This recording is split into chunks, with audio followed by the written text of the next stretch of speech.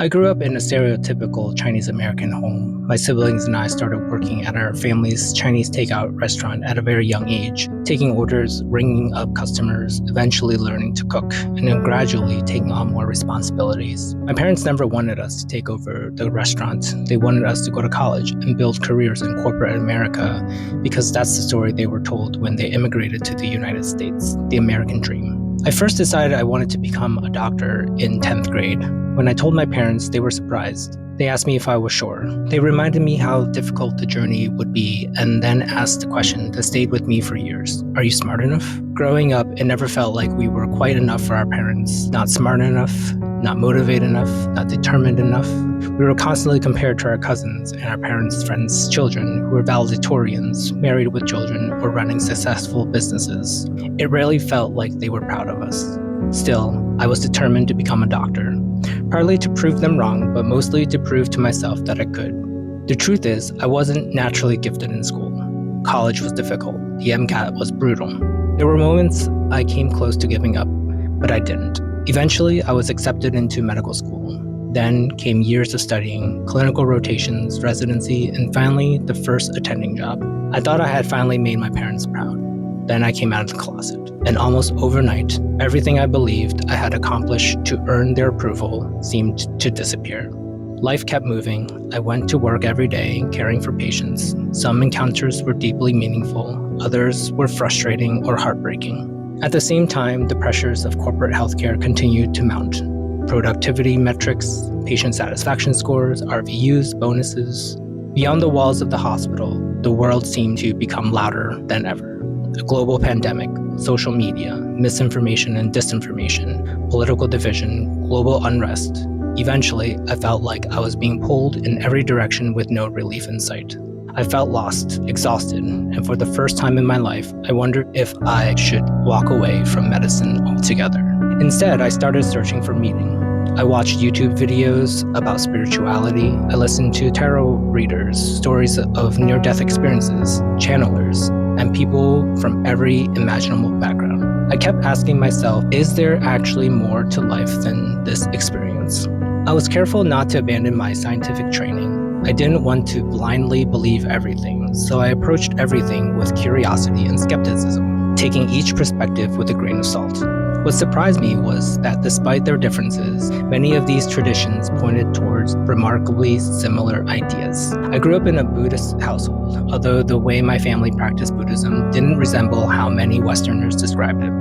Over time, I realized that Buddhism, Christianity, Catholicism, and many other philosophies often emphasize similar values, even if they use different language.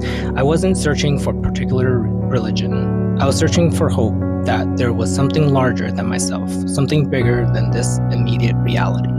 As much as I don't want to admit it, I eventually turned to ChatGPT, not because I wanted an answer, but because I wanted help organizing my thoughts and exploring perspectives I hadn't considered. I asked about astrology, numerology, zodiac signs, birth charts, and personality frameworks. I asked it to help me understand my childhood experiences and identify my coping mechanisms. At the same time, I became convinced I needed to leave medicine altogether. I dreamed about opening a cat cafe, a community cafe, a bakery, hosting pop-up events, and selling at farmers markets. I thought I needed a more meaningful career. Then one day, I watched an episode of Break It Down with Mayim Bialik featuring Simon Sinek. His optimism caught my attention, so I picked up his book, Start With Why. That book changed everything, not because it gave me my purpose, but because it helped me realize that I had never actually articulated it. Like countless students applying to medical school, my answer to why do you want to become a doctor had always been, I want to help people. But that's not a why, that's an outcome. After months of reflection, countless conversations with ChatGPT, and more honest self-examination than I had ever done before, finally, something clicked. I realized what I had been searching my entire life wasn't success, prestige, or even another career. I wanted people, including myself, to be allowed to be human. I wanted people to feel seen.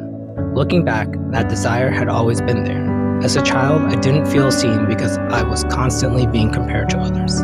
At school, I was the quiet kid who was often overlooked and sometimes bullied.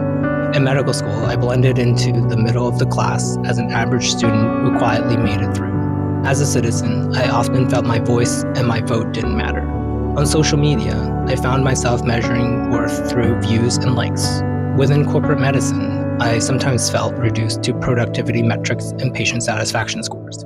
Even with patients, there were moments when I wondered if I was simply another doctor writing another prescription. Again and again, the same feeling appeared. I didn't feel seen. That's when my personal mission became clear: to create space, systems, and experiences that make people feel more human and less alone. That mission changed the way I approached everything. It changed how I cared for patients, not just treating disease, but listening to their stories. It changed how I taught medical students and residents, creating space where they could safely say, "I don't know," without fear of judgment. It changed how I showed up for my husband, allowing him to share his worries without feeling like they needed to be fixed. It changed how I approached my relationship with my parents, giving them room to process my sexuality without demanding they understand it on my timeline. It changed how I interacted with friends, families, and strangers, trying to become someone who listened before offering solutions.